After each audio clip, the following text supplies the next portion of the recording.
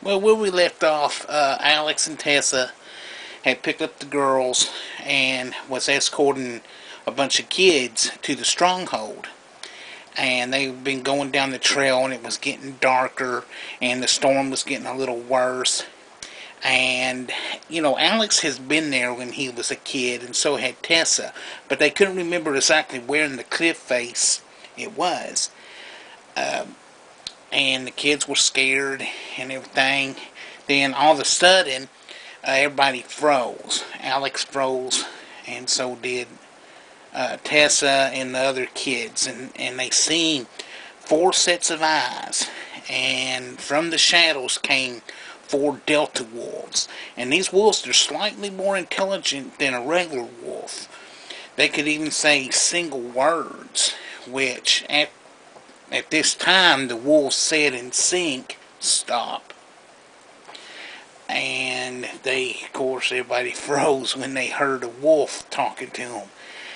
And Alex had set down Tara, and then Tessa starts to set down Mara, and they were still out cold from when they did that, act back in the village, and it had drained them. And Alex, he just had this feeling to pull his sword. So he pulled his sword, and then he heard a little voice said, "Hold me out." And he thought, "Hold me out?" He thought, was it the sword that's been talking to him all this time? Like up in the mountains with the orc and in the village? Could it be this sword, that it actually had an essence? That how was it talking to him through his mind? He was a little wary about that, because he had heard of intelligent swords, and he also heard that they could, if you use a sword with an intelligence too much, that it can take you over. He didn't know if this sword was good or bad, but so far it's helped him.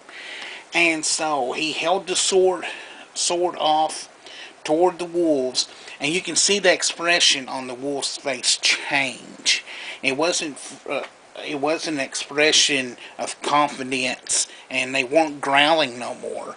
They were now real passive, and they hung their head down and sort of whimpered, and three of them turned and just ran away like they were fear had struck into them. To the wolves, Alex was almost aglow and real menacing, and the wolves just took off. And Alex was amazed, and so was Tessa. But this one alpha wolf, he comes up. He was the head of all the wolves, and he comes up snarling and growling, and Alex didn't know what to do. And then he heard that little voice say, "Take a step and give a yell." And he looked at Tessa and said, "Yell, Tessa, at the top of your lungs." And with the orcish blood in her, she pulled up that orcish yell, and he did too, and they both yelled in sequence, and the wolf finally gave in and took off as fast as he could. I gotta quit using my arms a little bit. I hurt my arm, as you can see. Anyway, they continue down the trail, and the wolves are long gone by now.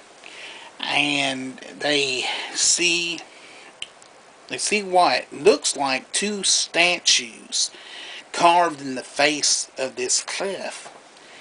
And when they got closer, they recognized them as dwarven statues.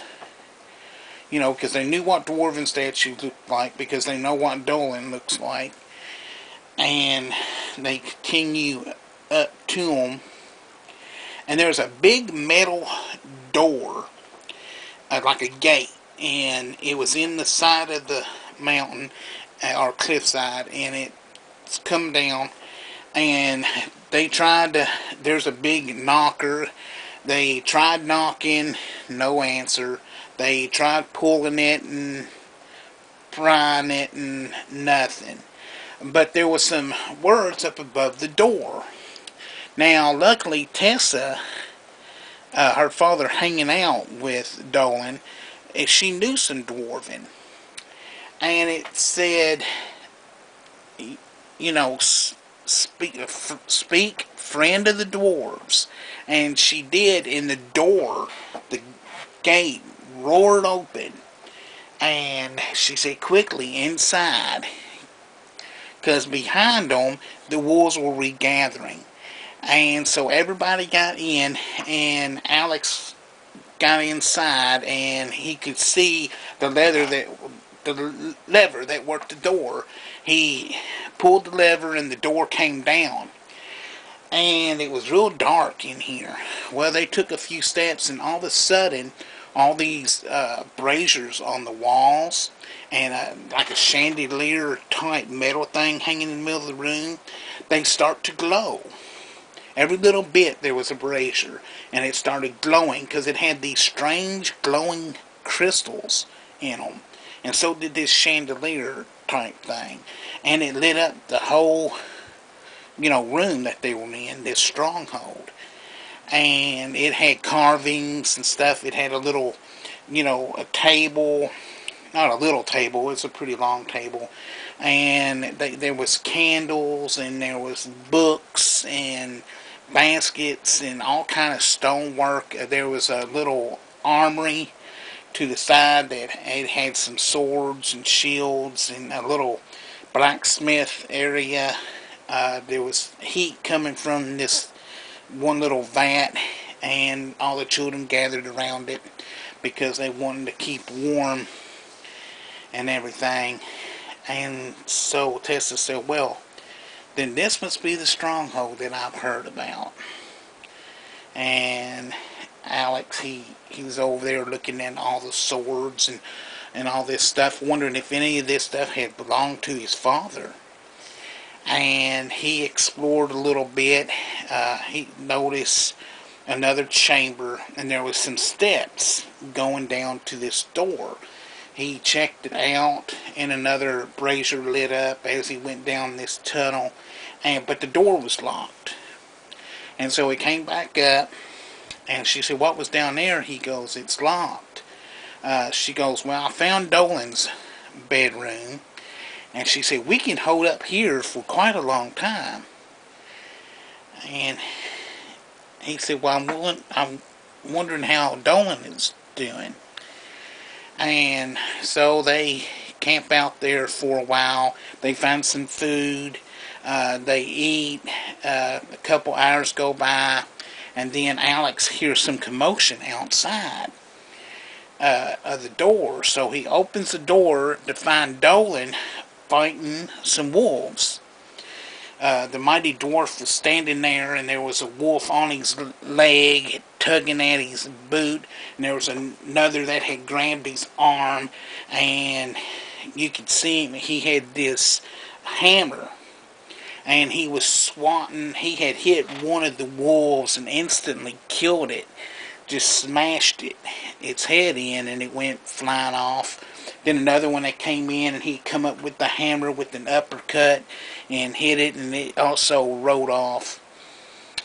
And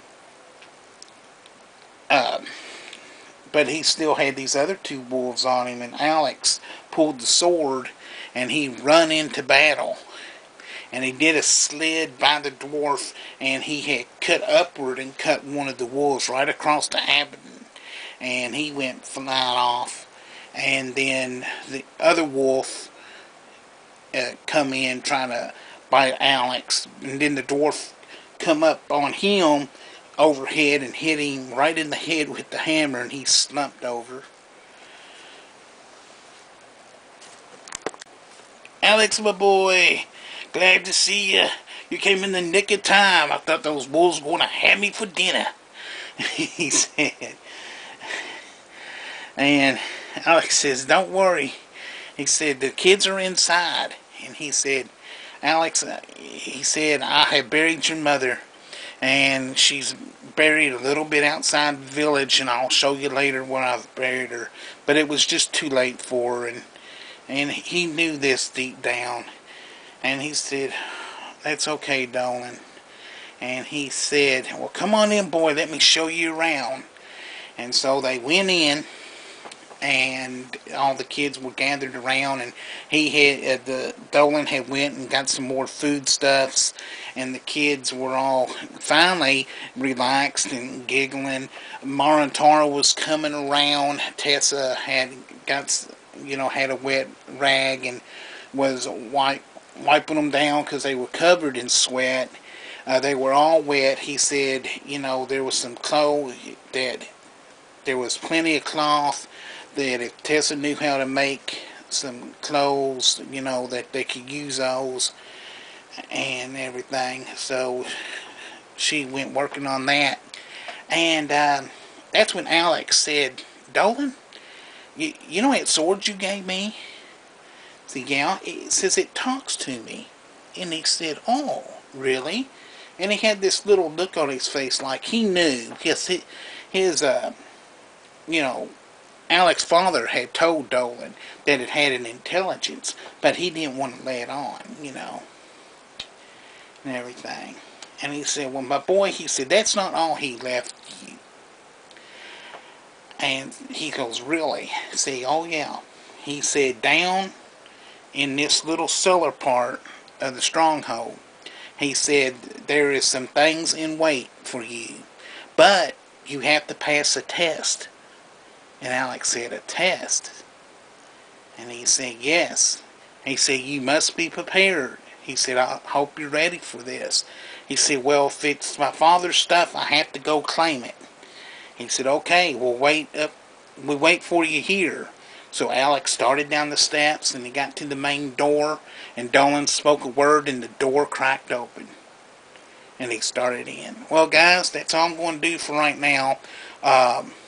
We'll do chapter 5. I believe we're on 5. Yeah, I think we are on 5. We'll do... I'm not... No, maybe it's chapter 4. I'm not sure, but whatever. I think this is 4, and then we'll do 5. I think I'm correct on that. So I'll catch y'all later.